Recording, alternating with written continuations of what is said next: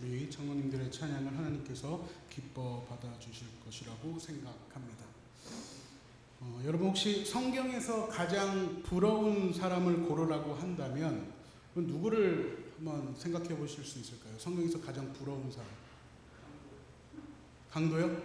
저는 아담이 제일 부럽습니다. 왜냐하면 아담이 무슨 집 걱정이 있겠습니까? 대출 걱정을 하겠습니까? 먹을 것이 없어서 혹은 먹을 것을 구하기 위해서 뭔가 노력을 하겠습니까? 자동차 할부금을 내겠습니까? 아담 너무 부럽더라고요. 근데 많은 사람들이 성경에서 가장 부러운 사람을 고르라고 한다면 아마 예수님 옆에 있던 이 강도를 가장 부럽다고 생각합니다. 왜 그러냐면 자기 마음대로 하다가 마지막에 어떻게 됐죠? 구원을 얻었죠. 우리도 마음대로 살다가 마지막에 예수님을 믿고 구원받으면 너무나 행복하겠죠. 근데 그런 일은 우리에게 일어나지 않습니다. 여러분 이 당시 상황을 보면 그 강도가 그렇게 운이 좋았다고 얘기할 수 있을까요? 오늘 본문 말씀을 보면 행악자라고 표현하고 있는 이 사람이 예수님께 고백했던 이 고백이 과연 쉬운 일이었을까요? 예수님을 죽이기 위한 사람들이 예수님을 지켜보고 있었습니다. 예수님이 정말 메시아인가 궁금해하는 사람들도 예수님을 보고 있었습니다. 이 사람이 정말로 예수님인가 궁금해하던 사람들도 있었고요. 예수님을 조롱하던 사람들도 예수님을 지켜보고 있었습니다. 언제까지나 함께 하겠다던 제자들은 도망가고 예수님을 부인했습니다. 예수님 옆에는 아무도 남지 않았습니다. 여러분 성경에 기록된 이 당시 예수님의 평가는 이렇습니다. 먹기를 탐하는 사람, 술꾼, 죄인의 친구, 귀신 들린 사람, 귀신의 힘으로 기적을 행하는 사람, 신성 모독자, 안식일을 어기는 자, 사마리아 사람, 백성을 미혹하는 자, 로마에 반역한 자. 예수님의 평가입니다. 로마 군인들은 가시관을 씌우고 왕이라고 조롱합니다. 종교 지도자들은 스스로 구원해보라고 이야기합니다. 지나가던 군중들은요 십자가에서 내려오라고 비웃습니다. 성전 경비들은 예수님을 때리고 예언해보라고 비웃습니다. 그 십자가 위에는 유대인의 왕이라는 쓴패가 달려 있었습니다. 모두가 예수님을 조롱했습니다. 한 사람도 예수님 편에 서지 못했습니다.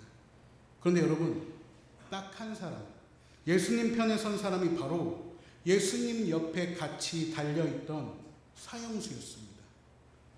십자가에 홀로 처참하게 달려있던 그 예수님을요 이 행악자 한 사람만 변호한 것입니다. 여러분 혹시 비나이다 천지신명께 비나이다 혹시 이런 말 들어보셨죠? 이게 하늘의 어떤 신이라도 좋으니까 나를 좀 도와달라라는 말입니다. 절에 다니시던 할머니가 교회에 전도가 됐습니다. 교회에서 이제 기도를 하고 있는데 목사님이 이 할머니가 무슨 기도를 하는지 너무 궁금한 거예요. 왜 절에 다녔습니까? 그래서 혹시나 자신이 기도해 줄 것이 없는지 그 할머니 뒤에서 이 할머니가 무슨 기도를 하는지 지켜보고 있었습니다. 듣고 있었습니다. 근데 이제 한참 기도를 하고 있는데 이 할머니가 예수님의 이름으로 기도합니다 하고 아멘 하고 끝내야 되잖아요. 그런데 이 할머니가 이렇게 기도하는 거예요. 예수님의 이름으로 기도합니다. 나미아미타불. 여러분 이 목사님이 어떨까요? 이걸 봤을 때 너무 귀여웠을 것 같아요. 그런데 여러분 이 할머니께서는 잘 모르시고 그렇게 기도하셨지만 세상에 정말 이런 사람들이 많이 있습니다. 하나님, 부처님, 알라신 누구라도 좋으니까 내 기도를 좀 들어달라는 것입니다. 누구라도 상관없다는 거예요. 내 문제를 해결해 주면 그게 진짜 신이라고 이야기합니다.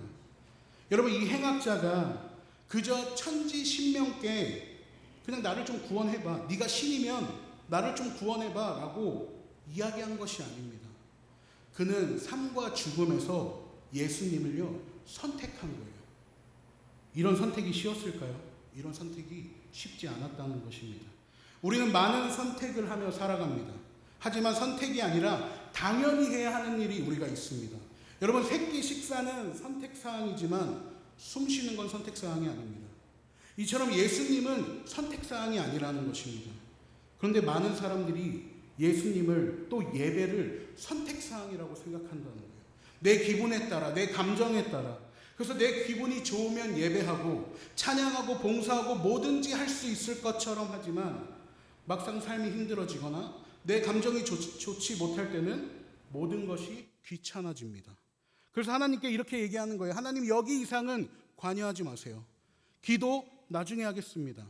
예배 나중에요. 먼저 내 상황이 좀 좋아지면요. 내 기분과 내 감정이 해결되면요. 그러니까 거기 이상 다가오지 마세요 라고 말합니다.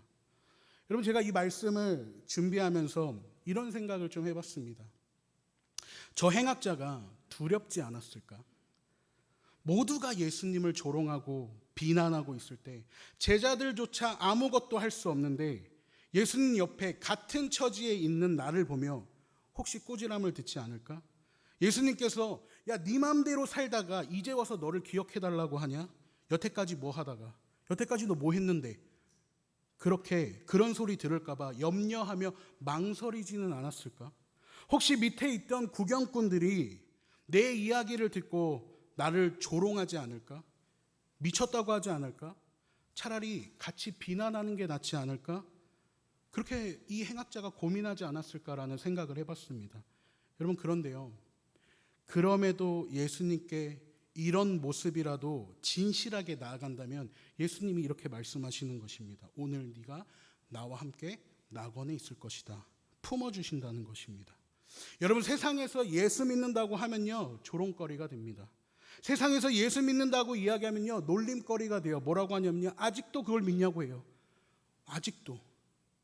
그런데 우리가 예수 닮기를 그리스도인처럼 살아가고자 한다면 남들의 시선이 아니라 십자가의 은혜가 내 속 안에 있다면 십자가의 은혜와 사랑이 그 멸시와 조롱을요 기쁘게 받아들일 수 있게 성령이 우리를 도우신다는 것입니다.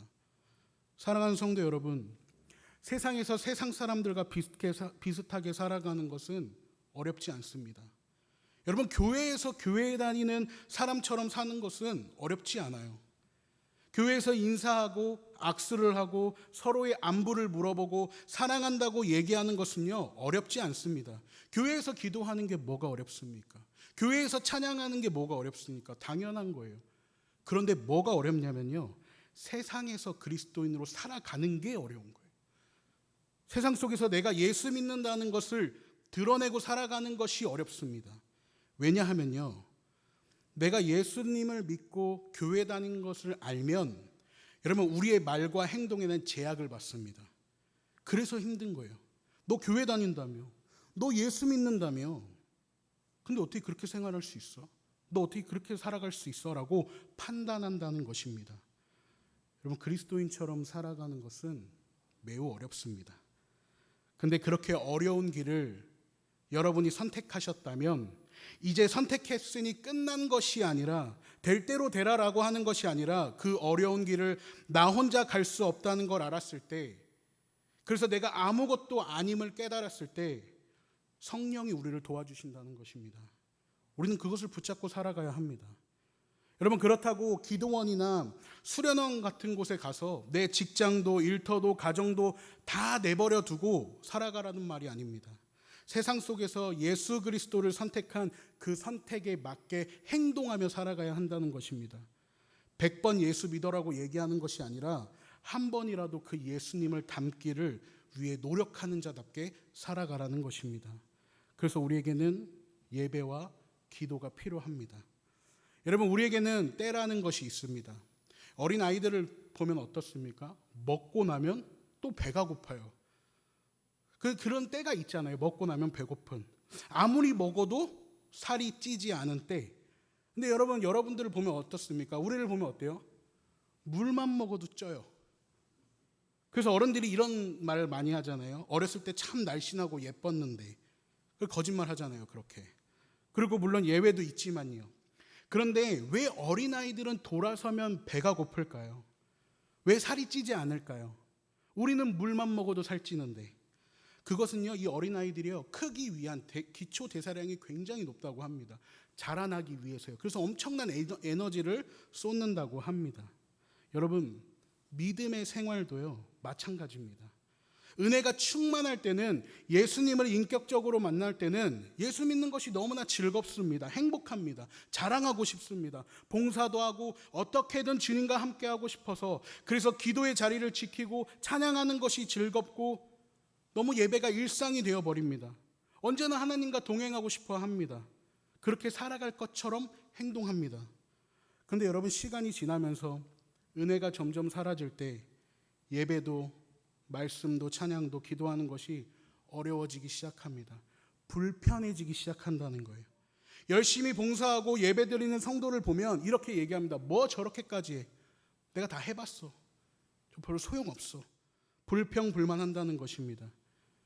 그래서 우리는요, 예배를 통해 기초 대사량을 높이듯 믿음을 훈련해야 한다는 것입니다. 여러분, 사실 이 두 행악자는 아직 구원을 받을 기회가 남아있는 우리의 모습을 상징적으로 보여주는 것입니다. 그래서 한 사람은 예수님을 선택하지 못하고 한 사람은 예수님을 선택합니다. 여러분, 한번 생각해 봅시다. 너무 바보 같은 일 아닙니까? 어차피 이제 죽습니다. 어차피 죽는데 한번 믿져야 본전인데 그냥 예수님 한번 믿겠다고 말하면 되잖아요. 그런데요, 이 행악자가요, 똑같이 말하면 되는데 예수님을 선택하지 않는다는 것입니다. 예수님을 선택하지 못한 사형수와 관리와 군인들은요, 예수님을 공격하고 비방합니다. 이 사람은 눈에 보이는 세상, 그 예수님을 눈에 보이는 세상 때문에 거부하기 시작한다는 것입니다. 다른 한 사람은요, 두려움 속에서도 하나님을 두려워하지 않는 그 다른 행악자를 꾸짖기 시작합니다. 그리고 예수님께 주님의 나라에 임하실 때 나를 기억해달라는 이 믿음의 신앙 고백을 했다는 거예요. 여러분, 이 사람은 세상 속에서 많은 잘못을 저지르고 살았습니다. 그런데 많은 사람들이 알지 못했던 그 진리를요, 이 행악자만이 알고 있었다는 것입니다. 마지막 삶의 끝에서 그는 예수 그리스도를 택했습니다. 이 구원을 받은 사형수가 예수님을 따랐던 것처럼 여러분, 우리도 예수님을 따라 살아가야 한다는 것입니다. 예수 믿는 것이 힘들어도, 세상이 예수님을 모른다고 할지라도, 예수님을 믿는 것 때문에 내 삶이 힘들어도 우리는 예수님을 선택해야 한다는 것입니다. 십자가의 은혜가 우리에게 실제가 된다면, 우리는 십자가를 바라보며 단순히 예수님이 우리를 위해 불쌍하게 돌아가셨구나라고 생각하면 안 되는 것입니다. 또한 그것을 그저 유대인들의 상식에서 재수없고 저주받은 형벌이라고 생각하면 안 됩니다. 여러분, 십자가를 바라볼 때 우리는 그 죄의 무게를 알아야 한다는 거예요. 십자가의 무게. 근데 우리는 너무 십자가와 죄의 무게를 가볍게 생각한다는 것입니다. 죄의 무게가 얼마나 큰 것인지 깨달아야 합니다. 그 무게 때문에 예수님께서 그 십자가를 홀로 짊어지고 가신 것입니다. 그런데 우리는 여전히 너무나 많은 죄를 지으며 살아갑니다. 죄를 지으면서도 그것이 죄인지 모른 채 살아간다는 것입니다. 더 안타까운 것은요, 나 자신의 죄에서는 너무나 관대합니다. 그럴 수 있다고 얘기해요. 예배 늦을 수 있지. 예배 빠진 건 아니잖아. 예배 한번 빠질 수 있지. 내가 360일 매일 성전에 출입하는데 그거 한번 빠진다고 뭐 달라져? 이렇게 고백한다는 거예요. 나한테는 너무 관대해진다는 거예요. 그런데 다른 사람에게는 뭐라고 얘기합니까? 네가 어떻게 그럴 수 있어? 너 예수 믿은 지 몇십 년 됐다며. 너 어떻게 그럴 수 있어? 라고 다른 사람에게는 관대하지 않다는 거예요. 사랑하는 성도 여러분, 십자가를 제대로 바라본 사람은요, 그렇게 살아갈 수 없습니다. 십자가 앞에 서면 우리는 다른 사람이 아니라 나 자신의 죄를 보게 됩니다. 겸손하게 바뀐다는 거예요. 그것은 세상이 말하는 가치와 세상이 말하는 기준과 예수님이 말하는 가치와 예수님의 기준 중에 선택해야 할 때, 세상이 바보라고 말해도, 세상이 미련하다고 말해도, 뭐 그렇게까지 해라고 말해도 여러분, 예수님을 선택하셨으면 좋겠습니다. 그 예수님이 우리에게 힘과 능력을 부어주신다는 거예요. 여러분, 한 선교사님이 있었습니다. 한 선교사님이 북한에 있는 탈북자들을 도와주는 그런 목사님이셨어요. 그런데 이 목사님께서 어느 날 하루는 전화를 받으셨습니다. 어쩐 노인 5분이 탈북을 하고 싶다고. 그래서 이 목사님이 그곳에 찾아갔다고 합니다. 식사라도 한번 하자고. 근데 되게 허름한 북한 노인이 찾아왔다는 거예요. 그래서 이 목사님이 물어봤다고 합니다. 나이도 많으신데 굳이 왜 이 어려운 길을 가려고 하세요? 여러분, 탈북하는 게 쉽지 않으니까요. 그런데 이 노인이 이렇게 얘기했다고 합니다.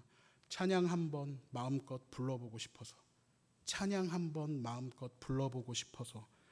이 목사님이요, 그 말을 듣고 더 이상 생각할 게 없었습니다. 도와주겠다고 한 거예요. 그런데 이 할아버지가 언제쯤 도와주면 좋겠냐라고 이 목사님이 묻자 이 할아버지가 빠르면 빠를수록 좋다. 왜냐하면 이제 자기가 북한에서 수용소에 갈 수도 있기 때문에 빨리 나를 좀 구해달라. 그래서 이 목사님이 알겠다고 하고 돌아서려고 하자 이 북한의 할아버지가 잠깐만 기다리라고 한 거예요. 잠깐만. 그러더니 이렇게 얘기했다고 합니다. 내가 좀 하나님께 물어보고. 그래서 10분 정도 지났는데 다리를 정말 질질 끌면서 얼굴이 창백한 모습으로 나타났다고 합니다. 그래서 이 목사님이 이 할아버지께 물어봤어요. 뭐라고 하시던가요? 이 할아버지가 이렇게 기도했다고 합니다. 하나님, 저 미국에 있는 이 목사가 나를 좀 도와준다고 하는데 내가 갈까요? 가도 될까요? 따라갈까요? 그 하나님이 이렇게 말씀하셨다는 거예요. 내가 힘이 없어서, 내가 능력이 없어서 너를 그 북한 땅에다 냅둔 줄 아냐? 이 할아버지가 다시 물어봤다고 합니다. 아니, 하나님, 지금 내가 죽게 생겼는데요. 나 지금 수용소에 끌려가게 생겼는데요. 그래도 이게 하나님의 뜻인가요? 당연하지. 아니, 하나님, 내가 이제 죽는다니까요. 내 자식들도 죽고요. 수용소에 끌려면 내 가족이 파탄나는데요. 그런데도 그게 하나님의 뜻인가요? 당연하지. 몰라서 물어? 라고 얘기했다는 거예요. 이 할아버지가 그 기도를 하고 이 목사님께 나와서 그 얘기를 한 다음에 돌아서려고 하자 이 목사님이 마지막 인사를 건네려고 할아버지 조심히 가세요라고 하자 그 할아버지가 무슨 인사가 그래? 천국에서 만납시다 라고 하면서 이 할아버지가 가시면서 하는 그 말씀이 너무나 마음을 울렸습니다. 누가 우리를 그리스도의 사랑에서 끊으리요. 여러분, 이 탈북자 할아버지가 그 다음에 어떻게 됐냐면 수용소에 끌려가서 처참하게 죽었다고 합니다.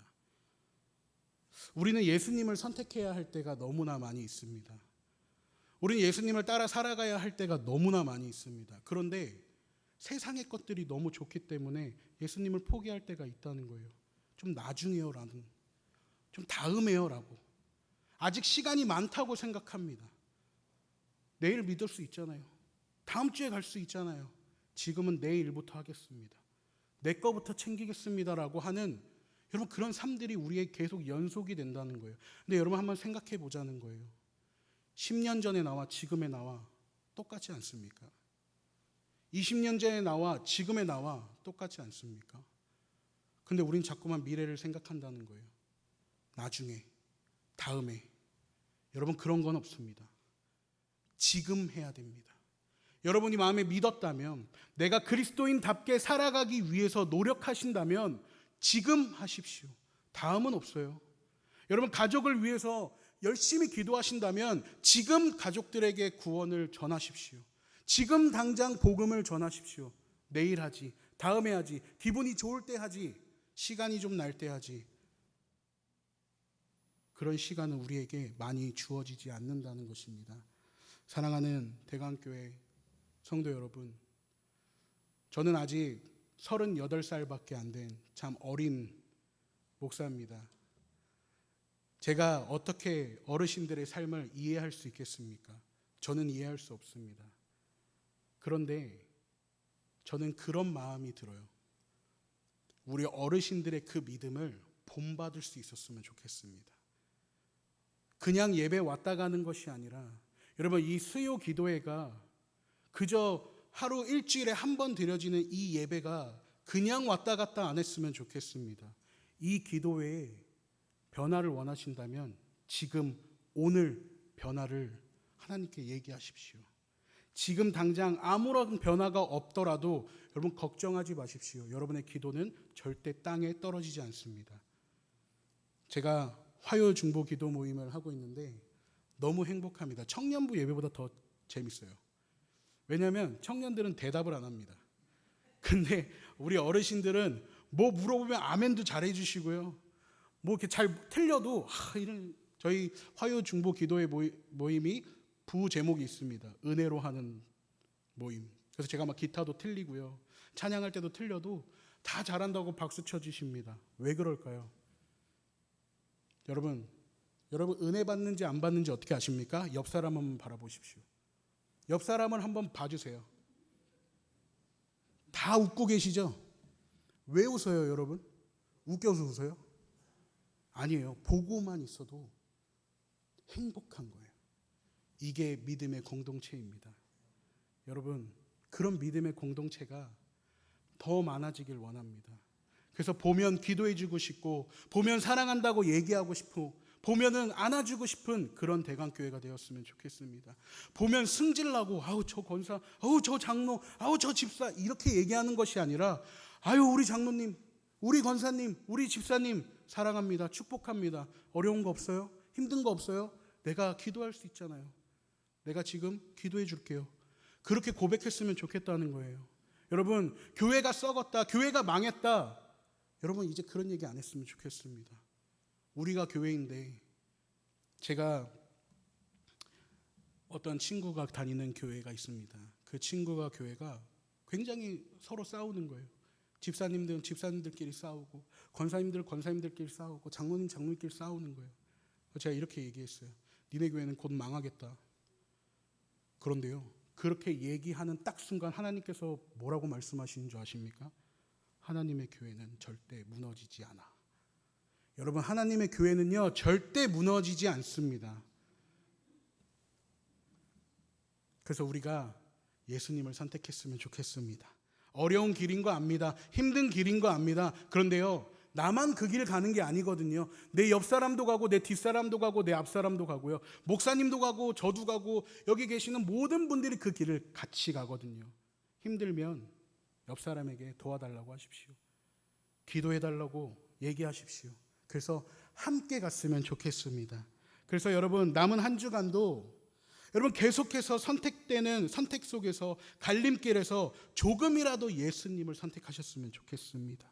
단 한 번이라도 그리스도인처럼 살기 위해서 노력하셨으면 좋겠습니다. 그리고 계속해서 주님과 함께 하시는 우리 모든 대강의 식구들과 우리 모든 사랑하는 동역자들이 되길 예수님의 이름으로 기도하겠습니다. 잠깐 기도하겠습니다. 하나님 아버지, 감사합니다. 주님, 우리를 불러주시고 수요 기도회로 모이게 하시니 감사합니다. 주님, 우리는 너무나 부족합니다.